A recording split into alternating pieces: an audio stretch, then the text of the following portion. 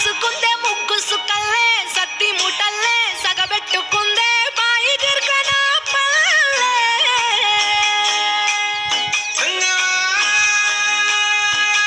తెల్ల తెల్లని పాలధారలల్ల పల్లె తెల్లారుతుంటదిరా గుళ్ళోని గంటలు కాడెట్ల మెడలోన జంటగా మోగుతూ ఉంటాయిరా నాగలి భుజాన పెట్టుకుంటే దోస్తులు చేసినట్టేరా కొట్టు గోదా పక్కన ఉంటే కొండంత బలగం ఉన్నట్టురా చల్లగాలి మోసుకొచ్చెరా